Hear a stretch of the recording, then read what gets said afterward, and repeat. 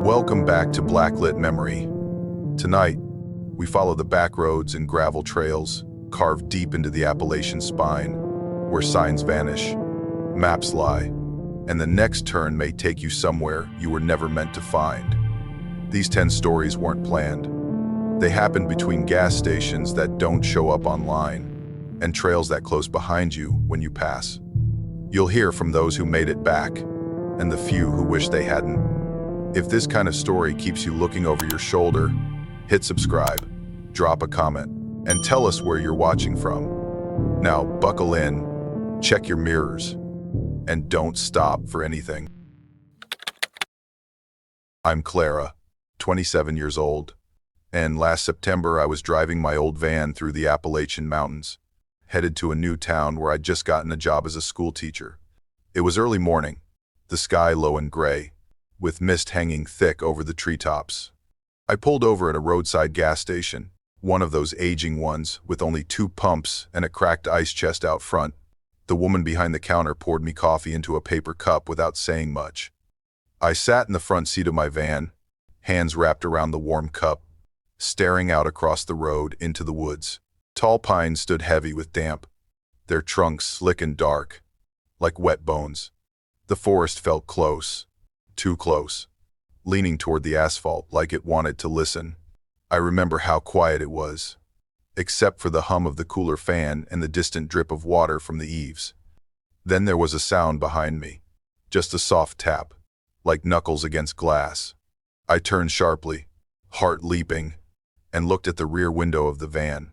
Nothing there, no one around, just my own reflection in the mirror and a crow hopping across the gravel lot.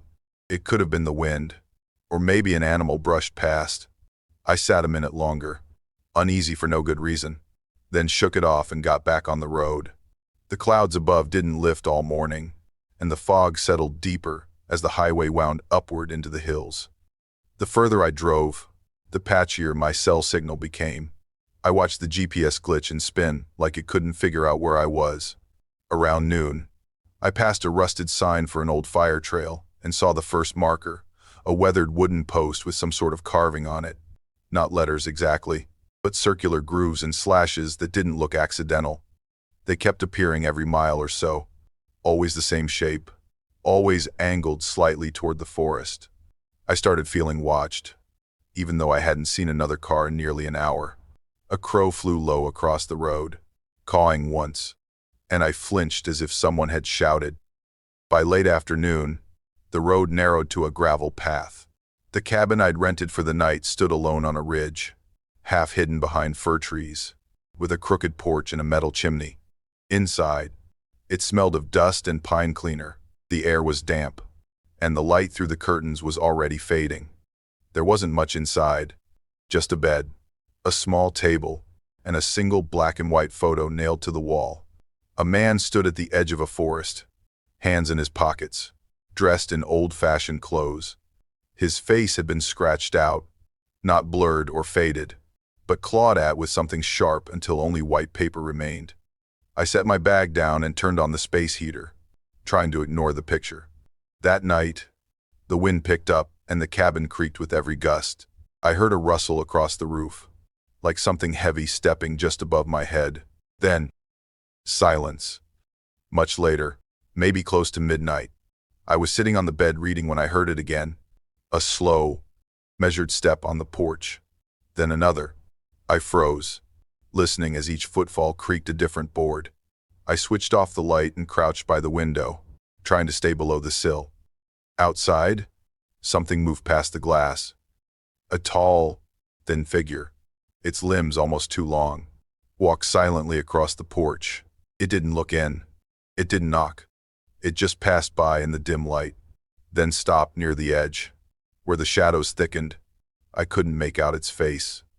My heart was hammering against my ribs. I didn't breathe. I didn't blink. The only thing I knew for sure was this: if I opened that door, I would not be alone. I waited until the sound faded, until the wind picked back up and the cabin creaked like before. When I finally dared to move, I crept toward the door and pressed my ear against it. No more footsteps, just the distant hiss of trees shifting in the dark. I pulled on my boots and grabbed the flashlight from my bag. If I was going to sleep at all that night, I needed to be sure no one was still out there. The porch groaned beneath me as I stepped out.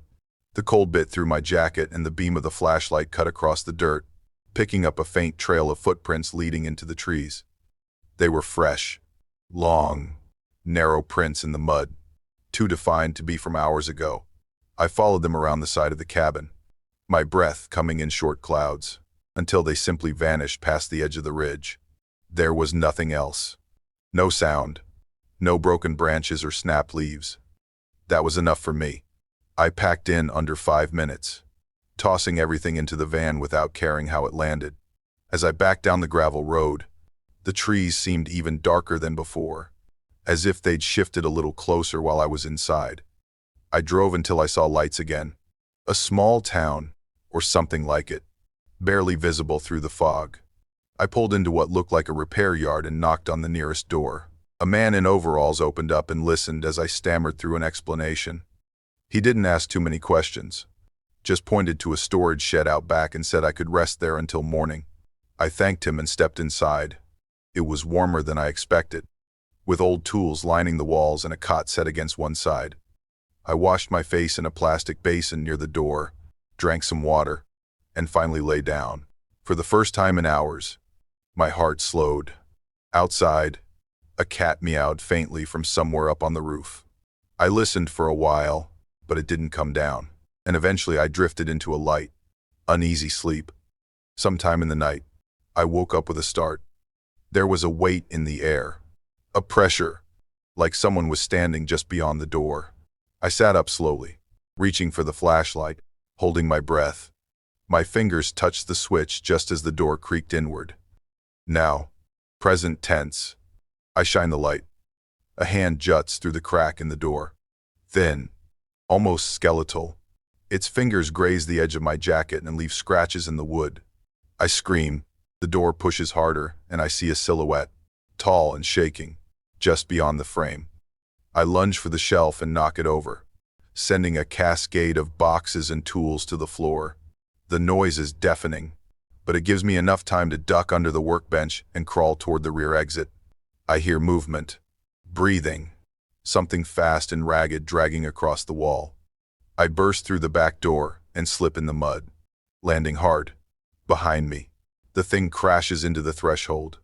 Its steps heavy now, urgent.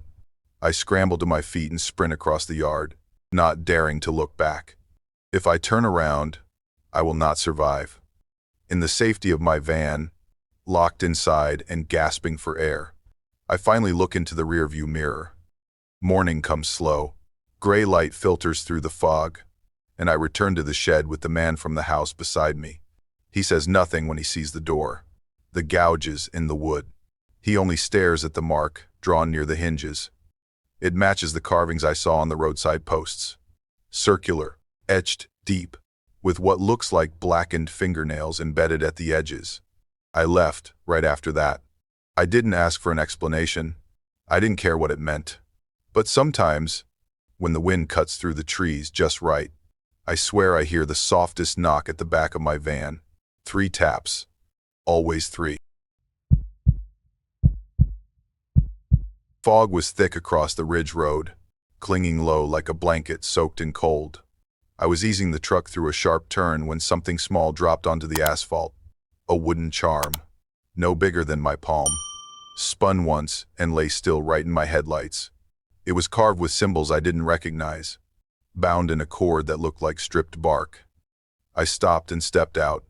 The air bit sharp against my skin. When I reached for the charm, a sudden gust nearly snatched it away. It scraped along the gravel before I caught it in both hands. My name's Jonah. I was 32 that year, headed from Tennessee into the upper valleys of Virginia for a maintenance job. A farmer up there needed his generator fixed before the rains hit full. I was used to backwoods travel, long drives, and sleeping in the truck when it came down to it.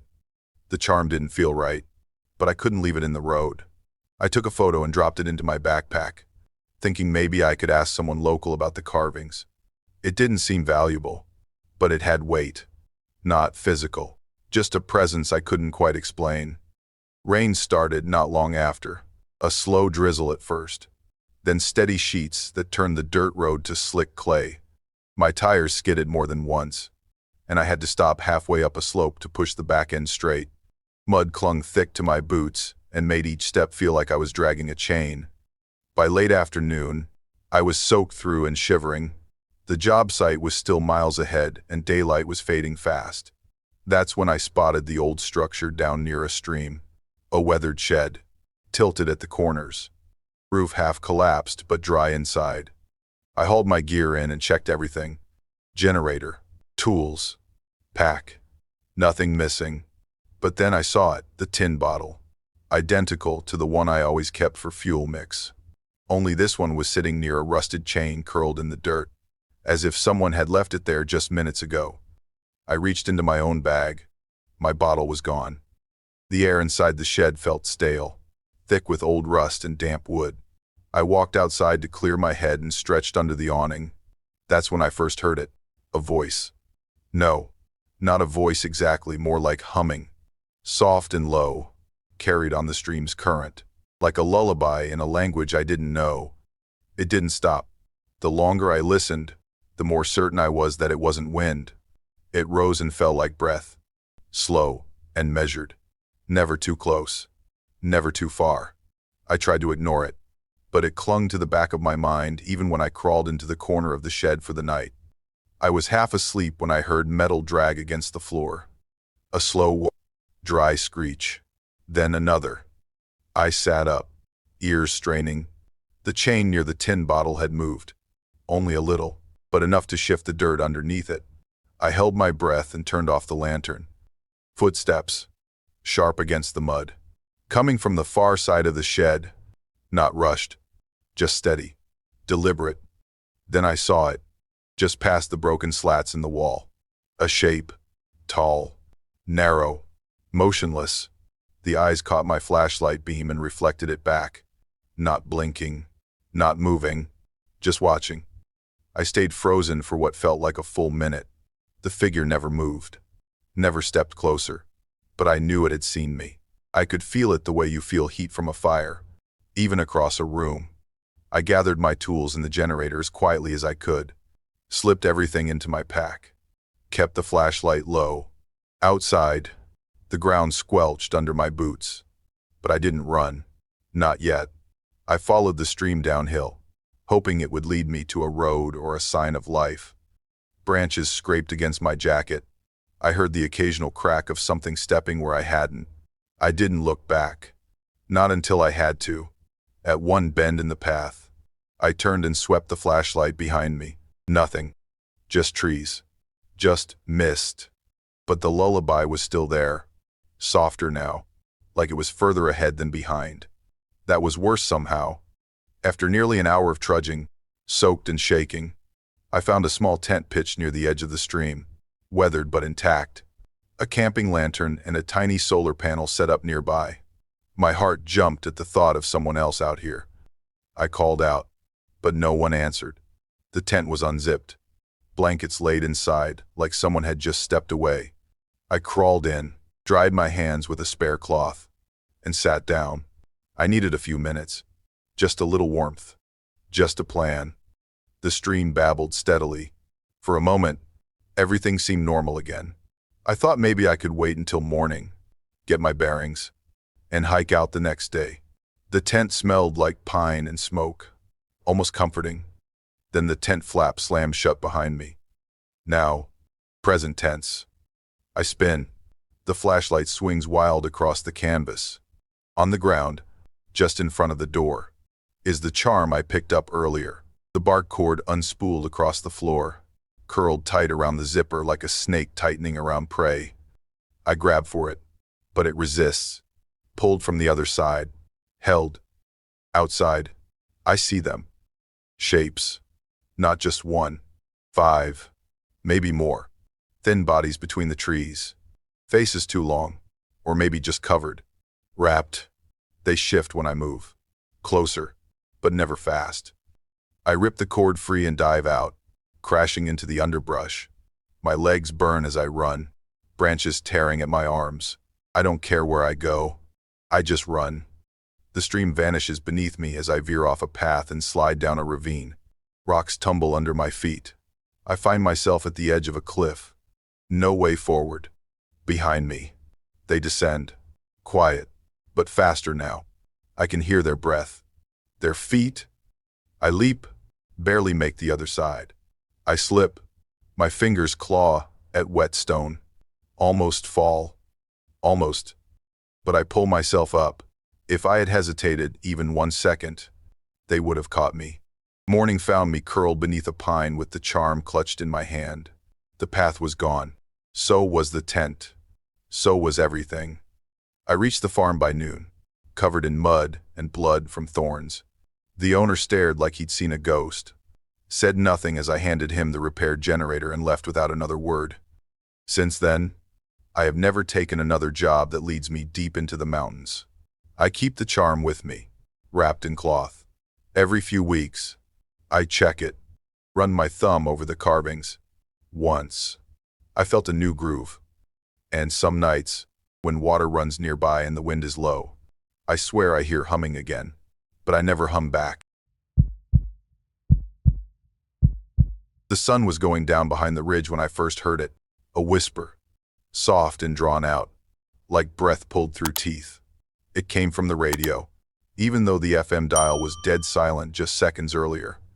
Sarah, that's what it said. My name, just once, then nothing but static. I pulled over hard and cut the engine, sat there, hand on the key, listening, but the sound didn't return.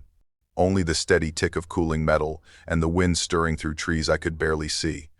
My name's Sarah, 24. I had left the city 2 weeks earlier, hoping to find somewhere quieter, cheaper, more manageable than the life I had been folding myself into for too long. The mountains seemed like a place people went to disappear, and I thought that sounded peaceful. I stepped out of the car, just to look. The trees were dense, shadows already pooled at their roots.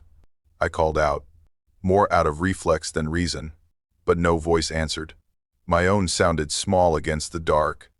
There was a dirt path veering off from the main road. I followed it on foot, thinking maybe I could find a clearing to camp before the real night set in. The road had clearly been washed out before. Tire ruts led into thick mud, and after 50 feet I had to leave the car behind and walk. My boots sank deep with each step. The flashlight I carried had a weak yellow beam and flickered when I moved too fast. I kept walking. The dark folded in around me until I found a place that seemed flat enough to pitch the tent. By the time I had the fabric up and the sleeping bag unrolled, I was drenched in sweat and my fingers ached from the cold. The air smelled like wet bark and moss. I lay there in silence, listening to every twitch of the forest, until sleep finally took me. Then I heard it. A sound just outside. Slow, dragging, like someone walking but not lifting their feet. I held my breath and listened harder. The steps circled once around the tent, then paused. I heard breathing, close, steady and heavy, like someone crouched just beside me. I didn't move. I didn't make a sound. My hand slid toward the side of the sleeping bag where I had tucked the flashlight. My fingers brushed the fabric, cold, damp, sunken. I pressed down slightly and felt the outline of a palm. Fingers. As if a hand had pressed through the tent wall and left an imprint deep into the material. I looked up and saw it. Now, present tense. A silhouette. Cast from outside. A person, or something shaped like one, standing right against the tent wall. I can see the hand stretch out. I can see the shadow of the fingers brushing the fabric just above my chest. I scream. The hand retracts.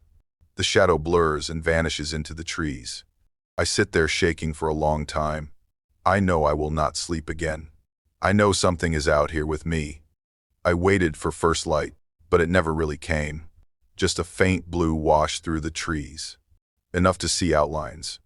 I packed quickly, hands shaking, ears straining for every snap of twig. I left the tent behind. The trail was barely visible after the rain. Mud sucked at my boots and thorns dragged across my sleeves. I followed what I thought was the path, then turned toward the sound of water, hoping it would lead me out. A small stream cut through the slope, and I decided to follow it. I stepped carefully across slick stones, trying not to fall. Then I did. One boot slipped and I went down hard, shoulder into a boulder, pack skidding down with me. For a second I just lay there, face close to the cold water, breath fogging up the air around me. Rain started to fall, not heavy, but steady enough to blur the outlines of the trees. The forest looked different now, closer. The sound of it filled every space between my thoughts. I climbed upward, toward higher ground. A rock shelf jutted out above the treetops and I pulled myself up, thinking I could spot the road or at least get a signal. There was none. But from up there, the world seemed still again. Just wind and mist and stone. For a moment, I let myself believe I had imagined the voice, the shadow, the hand. I told myself, stress did strange things to the brain. I sat against the rock, arms around my knees, and listened to the steady rush of a distant waterfall. Then I heard it again. Now, present tense, a rustle in the underbrush below, a deliberate sound, not wind. I lean over the edge of the rock and see movement. Something is climbing. A figure. Not fast, not loud, just steady. I back away, hide behind a flat boulder. My breath stops. Closer. I can hear it now. The breath. Fast. Wet. Not from exertion, but from hunger. Like it is tasting the air. A head rises past the edge of the stone. I duck down and press myself tight to the rock. Silence. Then warmth. Hot breath slides across the back of my neck. Too close. I can feel it. I can feel something hovering just behind me. Almost touching. I turn fast and shine the flashlight straight into its face. I scream. It falls back. Stumbles. Loses balance. Its limbs are too long. It slips. I hear it crash through the brush below, tumbling into the trees. Silence follows. Not peace. Just the kind that comes after something nearly ended you. I stayed up there until morning, knees drawn in, listening to the forest breathe. When I made it to the next town that afternoon, I stopped at a diner and ordered coffee just to sit still under a ceiling and lights. I checked my phone. I flipped through photos I didn't remember taking the night before. One picture showed my camp, just outside the tent. In the bushes, a figure stood half visible, watching. I swear I had been alone when I took it. Since then, every time I drive through mountains, I keep the radio off. But sometimes it clicks on by itself, always static. Then sometimes, very softly, a voice. Sarah. Our road trip through the Appalachians started as a way to reset. My younger brother Matt and I had both needed space from city life, and the plan was simple. Drive, camp, explore, and maybe find a new town to settle in. We stopped in a quiet mountain town one afternoon to stock up on supplies. The woman at the counter told us not to take Missile Creek Road at night. She said it without emotion, as if reciting something long rehearsed. Matt laughed it off. I didn't. I'm Ellen, 29 years old, and Matt is 25. We had planned to take that very road the next morning. As we stepped out of the store, I caught sight of a man in a dusty coat watching us from the window of a nearby house. His face didn't move, just stared, eyes flat like glass. By the time I nudged Matt to look, the man was gone. Twilight had fallen by the time we reached the start of Missile Creek Road. The GPS said it would take less than an hour to cross, and Matt insisted we'd save time if we just drove it now. The road was narrow, swallowed by thick forest on both sides. The trees leaned in so close the headlights barely made a dent in the darkness. A mile in, the car started making noise, a low grinding sound beneath the wheels, like something was caught. The turn signal blinked erratically even though we hadn't touched it. I pulled over to check, nerves already crawling. That's when we saw it. Painted in red on the trunk of a dead pine, the words, "Return it," in block letters. Just below it, a smudged handprint, fingers long and curled like they had dragged down the bark. The paint shimmered slightly in the light, wet or fresh, or maybe never really dry. Matt stepped back fast. eyes wide. He said he saw a car behind us in the rearview mirror just a moment ago. Said it had its high beams on. But when we both turned to look, there was nothing but the winding road behind us. Empty. Silent. We got back in the car, locked the doors, and kept going. But not even 10 minutes later, something hit the back windshield hard. A loud crack.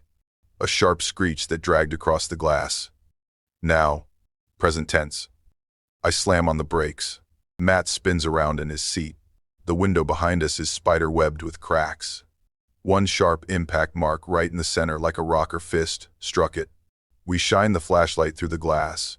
There is no one there. But I know we are not alone. We didn't speak for a long stretch after that. Just drove. Matt kept looking behind us and I gripped the wheel tighter with every mile. The forest never seemed to end. Then headlights appeared in the rearview. Distant. At first. Then closer. The same kind of high beams Matt claimed he saw earlier. They blinked once. Then again. I pressed the gas, heart thudding in my throat. We sped along the winding curves of the mountain road. Tires, spitting gravel. The headlights stayed behind us. Never gaining, never falling back. Just there, watching. Eventually, the road dipped and the trees broke open to reveal the outline of Cold Hollow, a quiet town tucked against the hills. We pulled into the first inn we saw. Small, old, but the light above the front desk was still on. The woman at the counter barely looked up when we asked for a room, gave us a key. Room at the far end of the second floor. We parked around back, locked the car, and ran for the stairs without looking behind us. Inside, we shut every curtain tight, locked the door. The rain had picked up, soft and steady, like fingers brushing against the windows. For the first time all night, I allowed myself to breathe. We didn't talk about what happened. Matt lay on the bed with his hoodie pulled up over his face. I sat in the armchair, facing the window, even though I couldn't see out. We thought maybe we were safe. Then came the sound. Glass shattering. Down the hall. Now, present tense. Matt jolts upright. I run to the door and yank it open. The hallway is dark, except for the flickering sconce near the stairs. I hear footsteps. Fast. Unsteady. Matt runs past me toward the sound. I chase him. At the corner, a shadow darts across the end of the hallway. I see Matt turn that way and vanish behind the door that slams shut. I reach it seconds later. It is locked. I pound on the wood. Then, I see something in my peripheral vision. To my left, another door creaks open. A figure steps out. Same height as Matt. Same hoodie. But the eyes wrong. White. Lifeless. A grin spreads too wide across his face. I realize that is not my brother. I turn, kick in the locked door, and find Matt, the real Matt, being dragged backward into another room, hands around his ankles, his eyes wide with terror. I scream, grab his arms, pull with everything I have. Something lets go. We crash to the floor. I slam the door shut and wedge the chair beneath the knob. We don't stop. We run. Down the hall. Down the stairs. Out into the rain. If I had been 1 second later, they would have taken him. Or me. Or both. We drove until the sun came up. Matt barely spoke after that. His hands shook, and his voice came out thin, hollow, like something had been pulled out of him. We didn't go back for our bags. We didn't go back for answers. Weeks later, Matt still couldn't drive at night, couldn't even sit in the passenger seat once the sun dipped too low. And me. I keep seeing flashes of red in the rearview mirror. Every time I check, the back seat is empty. But I never let it go too long without checking again. Every morning, I saw the same crow perched on the power pole beside the road. Its feathers looked glossy and too dark for the weak morning light, and it would turn its head to watch me until I drove past. Then, just as the car gained speed, it always took off and vanished into the tree line. For 3 mornings, nothing changed. The crow repeated the ritual, as if it had learned my routine. It was almost comical at first, a little superstition in the back of my head that made me shake my shoulders before starting the drive. On the fourth morning, the crow was waiting closer than ever. It was not on the pole this time, but sitting on the seat of my motorcycle, claws tight around the leather. The moment I opened the door, its wings flared and it shot into the air, leaving me staring at faint scratches where its claws had been. My name was Noah. I was 31 years old, traveling through the Appalachian backroads to collect old records and documents for a history project. Most of my days were spent stopping in small libraries, courthouses, or talking with locals who sometimes remembered names that never appeared in print. The crow was just a strange interruption in an otherwise steady rhythm. That day I stopped in a quiet town and asked about a certain road that had been marked on an old survey map. The people at the diner looked at each other and shook their heads. Not only did they not know the name, they seemed puzzled that I thought such a road existed at all. I set up my camera later that evening to review the crow. When I replayed the footage, I noticed something in the background. A figure, small and distant, crossing the frame as though walking parallel to the road. By nightfall, I was in the woods, a tent pitched near the tree line. I had eaten and laid down when I woke to a faint clicking. My dash camera was on, recording inside the tent. I did not remember turning it on. The clicking was followed by something stranger. A thin, wavering tune drifted through the trees, carried by the wind. It was the sound of an old stringed instrument, mournful and tired, and it came from no place I could trace. I sat upright, flashlight in hand, and tried to listen for the direction. Branches snapped nearby, too close to mistake for deer. I turned the light toward the sound and froze. A figure stood between the trees, half hidden, the shape of its face unclear but sharp, like the outline of a bird. It did not move. It only watched me as my chest tightened and my mind screamed for me to act. I ripped the dash camera free, yanked the cord from its socket, and stumbled out of the tent. My boots sank into damp soil as I ran blindly down a narrow path. Rain began to fall in soft drops, and the ground grew slick beneath me. The forest pressed close on either side. Branches scraped across my jacket, and the cold wind pushed through the trees. Above me, the crow's call rang out again, hollow and sharp, as if it circled and watched every move I made. The path rose into a ridge where a crumbling stone wall marked an old boundary. Beyond it, perched on a hill, stood the shadow of a church. Its steeple leaned to one side, windows fractured by time. I forced myself toward it, desperate for any shelter. Inside, the air was heavy with dust. Rows of broken pews leaned against the cracked walls, and the altar had collapsed into rubble. Yet it was quiet. No movement, no music, no figure waiting in the dark. I let myself believe it could be safe. I sat in the back, catching my breath. The silence made my ears ring. My hands shook as I checked the camera, trying to convince myself that nothing I saw in the tent had been real. But the sound returned, a faint tread on the warped floorboards, the slow weight of someone moving carefully. Step by step, I held my breath and slipped behind one of the columns, my back pressed to the cold stone. Now, the footsteps came closer. My camera flickered on, though I had not touched it. The small screen lit up in my hands, showing an image of the church interior. Only in the feed. I was standing in the center aisle. In reality, I crouched behind the column. The figure's breathing filled the air, rough and uneven. Boards groaned as it walked directly toward the place where the screen showed me standing. My heart pounded so loudly that I thought it would give me away. I flicked the flash on and break from cover. The light bursts across the ruined church as I charge forward. I slam into something solid and tumble hard onto the floor. For a moment, the breath is knocked from my chest. If I had stayed hidden even one more second, I know its hand would have found me. I scramble upright, camera still in hand, and sprint through the doorway into the wet night. Behind me, the footsteps echo once more, then fade into silence. The church grows small against the hill, but I cannot stop running. Later, when I finally dared to stop, I replayed the last recording. A crow perched on the broken window frame of the church, staring into the lens, wings half spread as if caught mid-motion. When I reached my car at dawn, I felt a flicker of relief. But as I looked in the rearview mirror, the crow was there again, gripping the back door with its claws. It lifted off and vanished into the sky. I drove on, leaving the town, the church, and the woods behind. Yet, even now, every morning when I see a crow watching from a power pole, a shiver runs through me. I never know if it is the same one, or if it has only learned to follow. The old AM radio in my truck had always been temperamental, fading in and out as I climbed mountain roads. That evening, just as I rounded a sharp curve on the pass, a voice broke through the static. "Help me, no one is coming."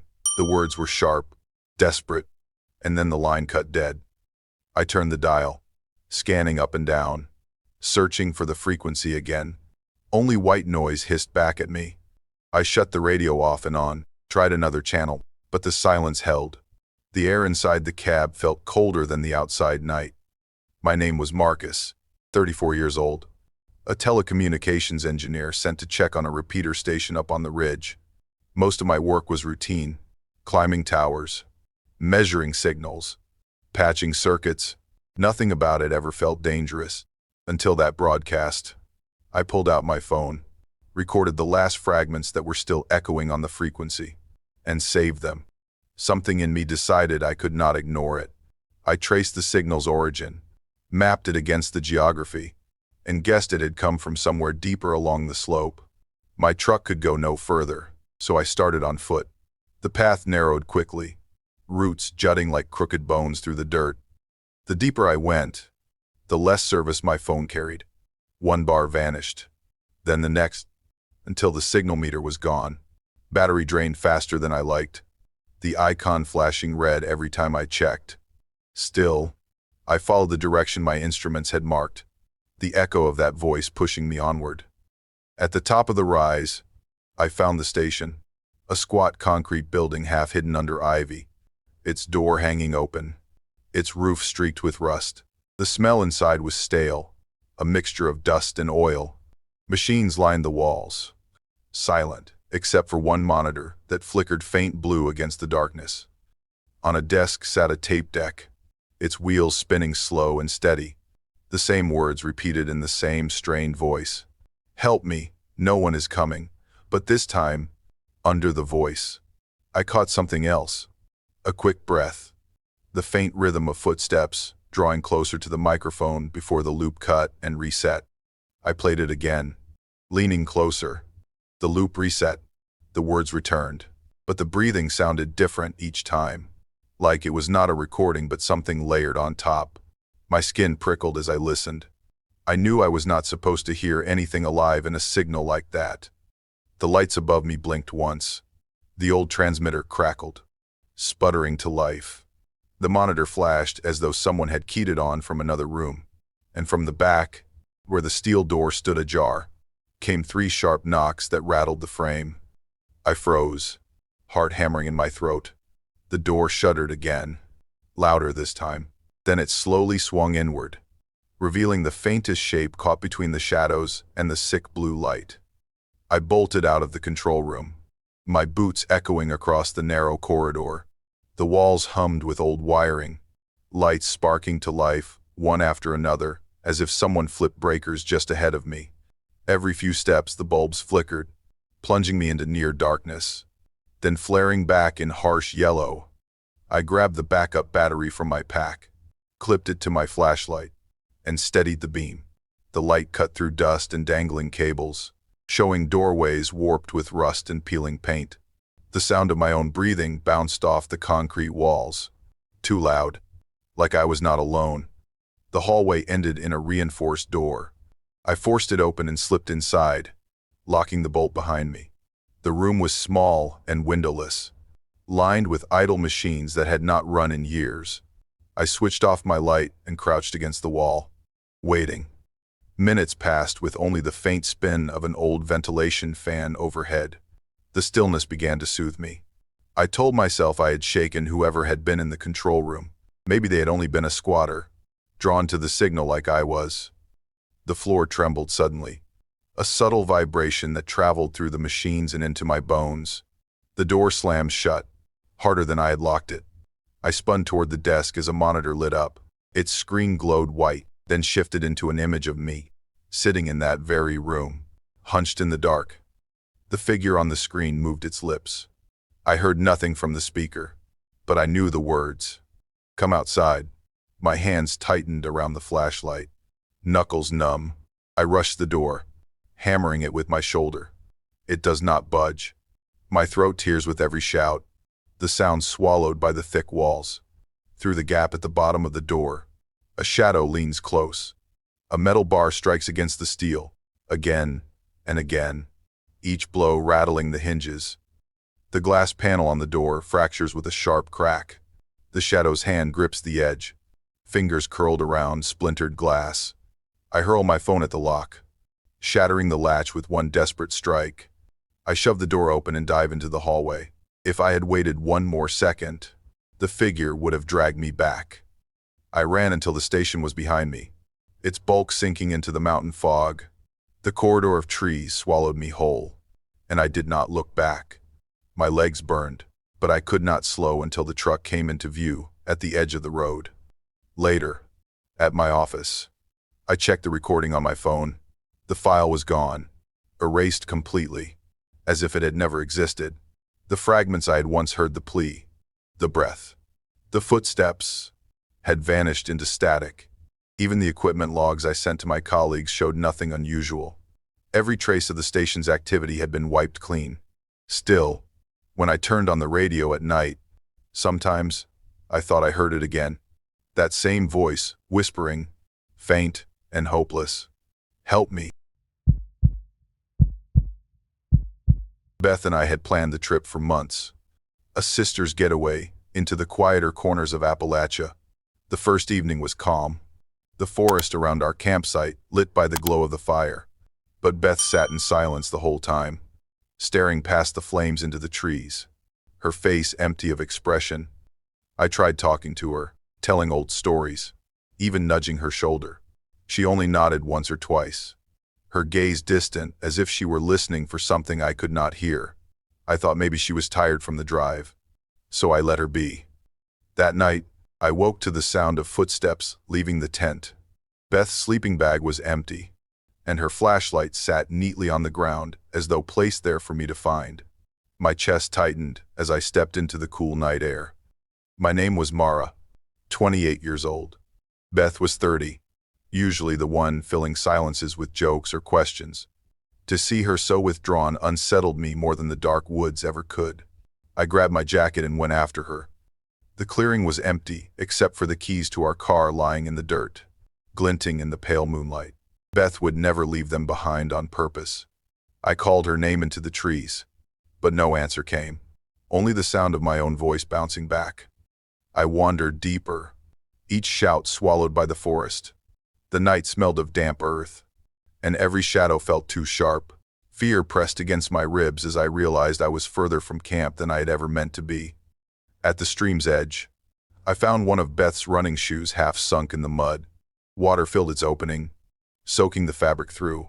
My stomach dropped as I lifted it, knowing she had been here not long before me.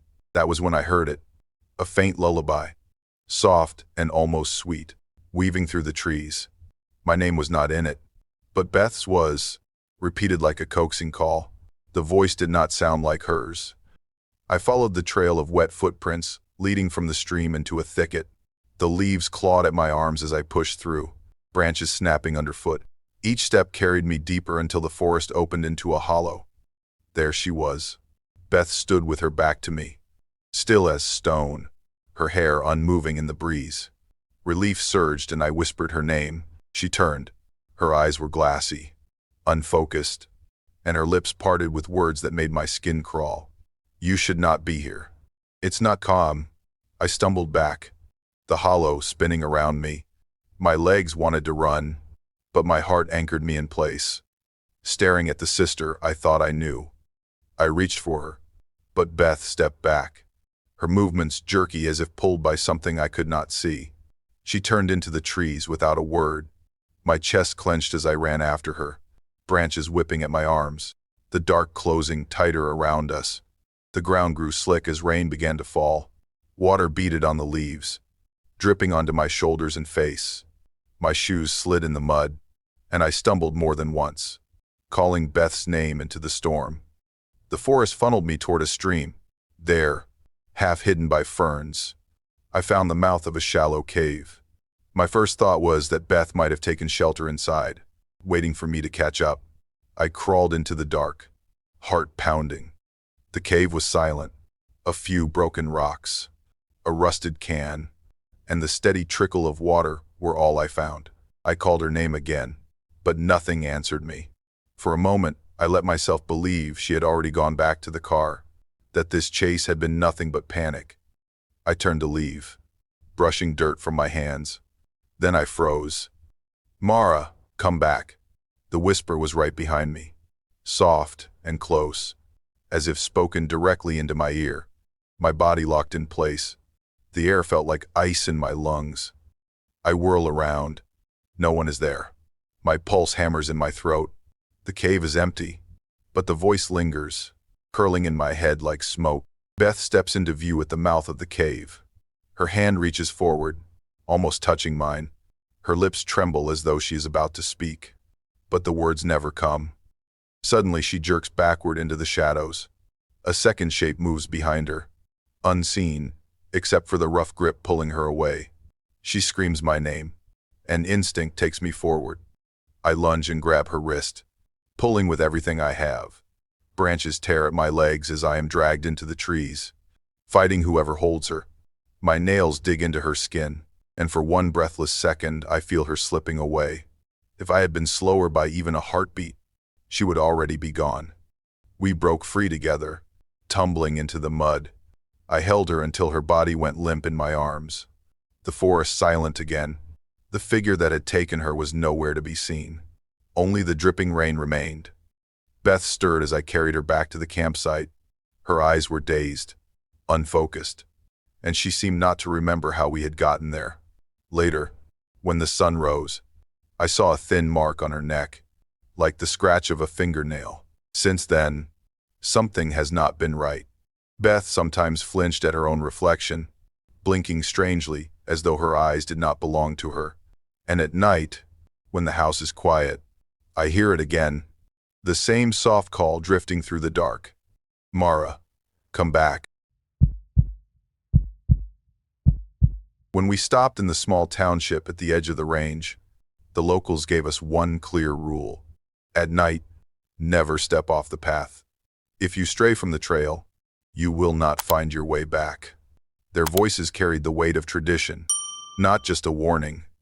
They spoke in low tones, repeating the same line to me again and again.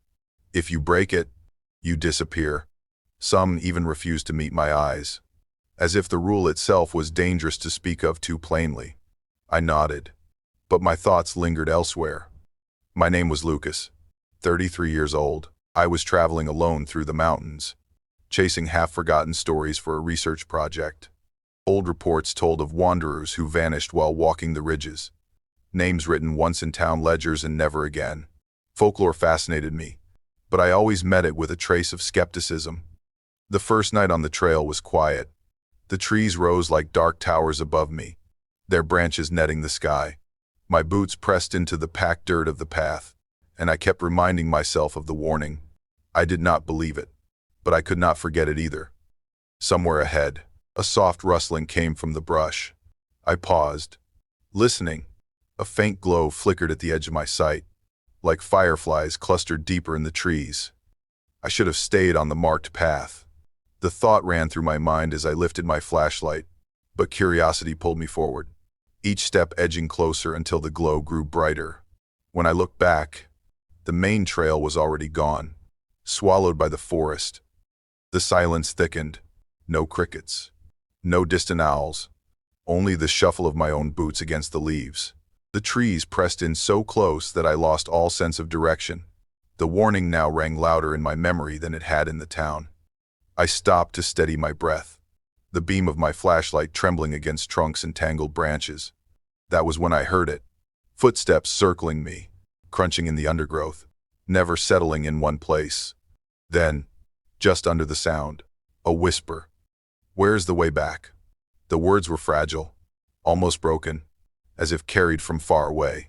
My stomach tightened, and I swung the light wildly, cutting through the dark.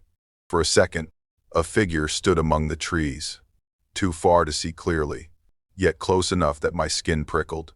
I blinked, pressed the flashlight again, and the figure was gone. I stood frozen, the beam trembling in my hand. My body wanted to move, but every direction looked the same, forward or back. I could not tell.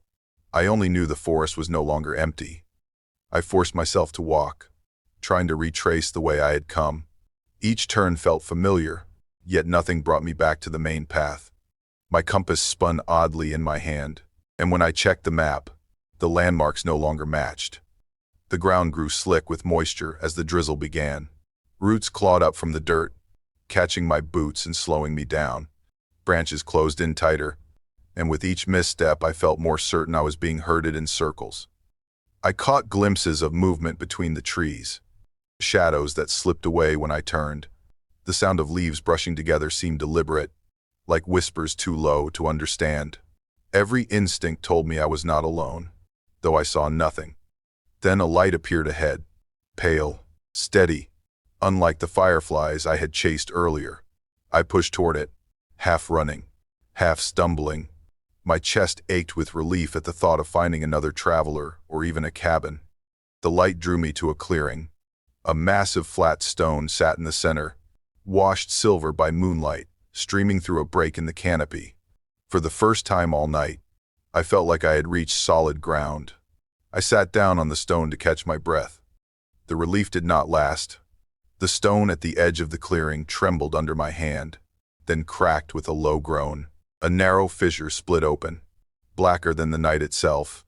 Air rushed from it, pulling at my clothes and skin.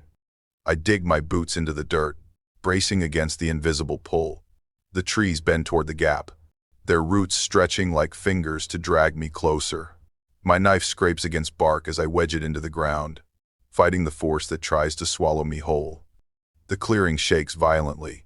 Behind me, the forest walls collapse inward, trunks and branches knitting into a barrier. I am trapped between the breathing darkness of the fissure and the shifting wall of trees. The pull grows stronger. With a roar, I tear the knife free and throw myself backward. The pull rips at my arms, my legs, my chest, but I stumble clear of the fissure, crawling across the stone on raw palms.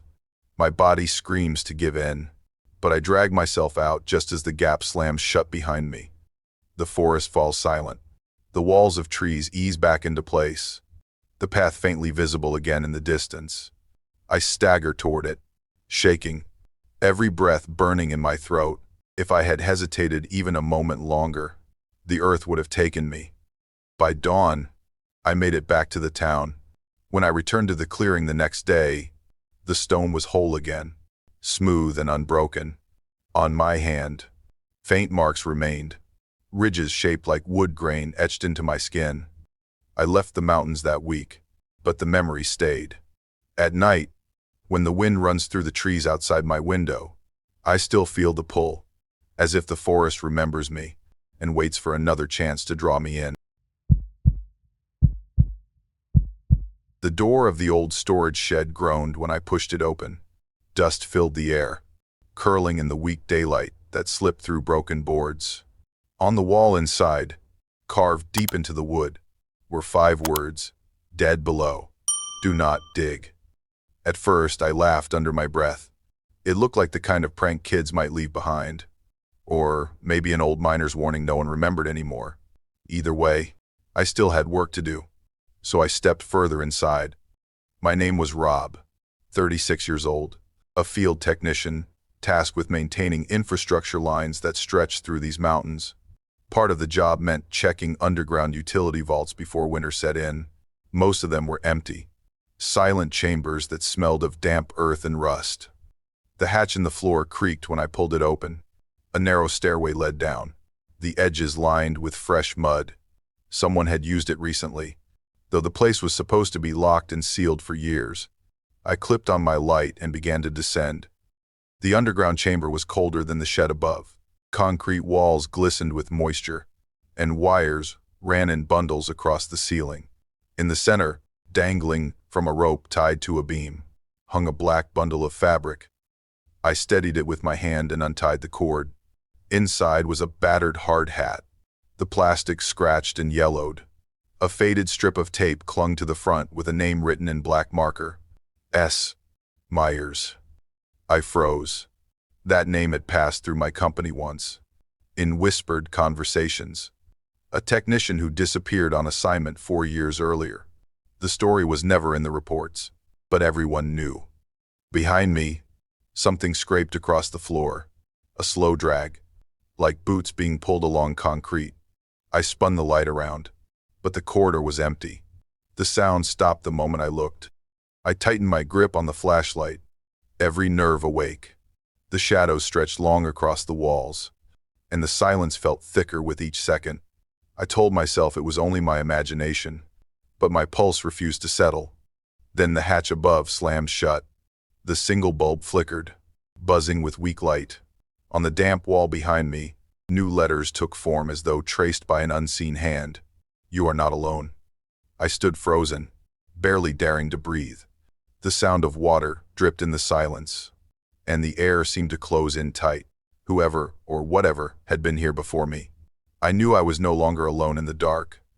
I forced my legs to move, sweeping the beam of the flashlight across the room. My fingers traced along the wall until they found the outline of a second door, half hidden by rusted pipes.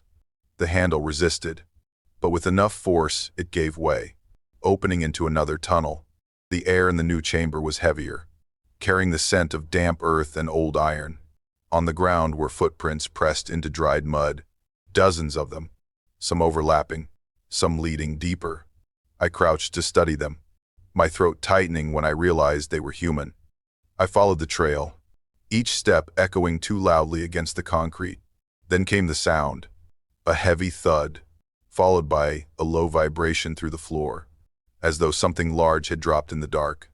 My pulse climbed, and I knew I had to find a way out. In the corner of the chamber, a rotting wooden panel leaned crooked against the wall. Behind it was a corroded stairwell, steps leading upward toward faint light. Relief coursed through me as I scrambled up, my lungs burning with each breath.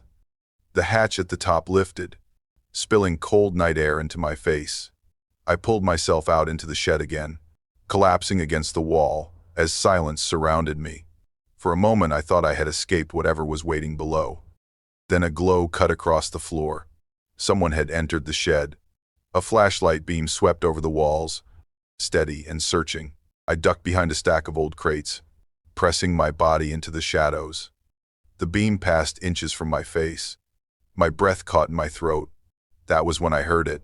Not my own breathing, but another, ragged and close, slipping hot against the back of my neck. I freeze. The hand comes next, icy and rough, sliding across my collar as if to drag me upward. Panic tears through me, and I shove backward, tumbling into the crates with a crash. The stranger's light hits me full, and for a split second I see him. The uniform was mine, or close to it, stained and frayed with years of wear. But the face was hollow, eyes sunk so deep they seemed empty. His hand reached again, fingers stretching for my shoulder. I burst from the shadows, diving for the hatch. My boots hit the steps, my arms pulling me through the door, and I run into the forest beyond. Behind me, the hatch slams with a final, echoing crack. If I had waited a second longer, I would have been trapped down there. Back at headquarters, my report was dismissed. The name on the helmet meant nothing to them. They told me no one named Myers had ever been assigned to that site. My equipment logs were corrupted, video files unreadable. Still, the sound never left me. Each time I returned to a forest shed, I heard it again, the scrape of something dragging across the floor, circling just beyond the light. When I unfolded the old map of Raven Pike Camp, a slip of paper fluttered out and landed on the dirt at my feet. Its edges were browned with age. The handwriting shaky. Do not go behind the hill. They know I am watching. I passed the note to my girlfriend. Her shoulders stiffened, and she quickly handed it back. Whoever wrote this must have been here when the camp was still running, she said. her voice quieter than usual. The words hung heavy, though neither of us wanted to admit it. She tried to laugh, though it sounded thin. "Jason, you are the kind who chases these mysteries for your blog, right? Just don't let yourself get pulled into something ugly." Her attempt at humor barely hid the unease in her eyes. I was 30 years old, documenting forgotten camps and derelict sites across the Appalachians. Raven Pike was one more stop on the list. Most camps I had written about were nothing more than scattered cabins and moldy bunks. Yet this one carried a whisper of something darker. The hill behind the camp rose sharp against the sky, its peak marked by a dead tree snapped in half. It looked like a crooked warning sign planted into the ridge. Curiosity gnawed at me, stronger than caution. As Nora and I climbed, scraps of red fabric swayed from branches overhead. One hung beside a dried wreath, its flowers brittle and black. She reached out to touch it, then pulled her hand back fast as if it burned. We pressed on to the cabins. One had collapsed into itself, the roof bent and rotting. Inside, carved and drawn across the boards, was a circle filled with crude eyes. The image stared back at us no matter which way we turned. I told myself it was just graffiti, a prank left behind by some teenager years ago. But Nora stood still, her face pale. She whispered that it felt more like a mark left for someone else, someone expected to return. That night, I woke to the sound of her voice. She was sitting upright, eyes fixed on the wall, muttering that someone was watching from the hill. I tried to calm her, but she pushed out of the tent before I could stop her. I followed into the cold.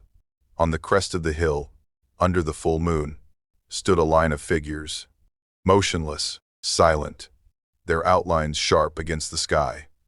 I raised my flashlight, the beam cutting across the ridge. In an instant they were gone, leaving nothing but empty grass swaying under the moonlight. My heart thudded so hard I thought it would break through my ribs. We stumbled back down the hill, our steps clumsy in the wet grass.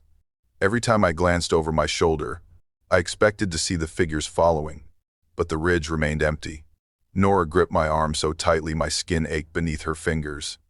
We tried to cut through the woods, hoping to bypass the camp altogether. Yet every turn we took ended at another blockade. Trees had fallen across the paths, or ropes with scraps of paper dangled from branches, each scrawled with strange curses I could not read. Nora began humming under her breath, low and tuneless. At first I thought it was nerves, but then the melody grew clearer. It was not any song I recognized, and the sound of it made the hair rise on the back of my neck. The forest broke open into a clearing where a collapsed rescue hut stood. Its iron latch still worked, and with effort I forced it shut behind us. For the first time in hours, we were enclosed by walls instead of shadows.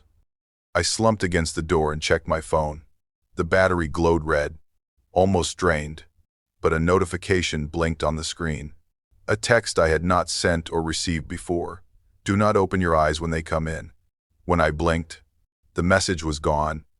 I told myself it was exhaustion, a glitch, something my mind invented under stress. Still, I could not stop staring at the phone as the battery icon dimmed further.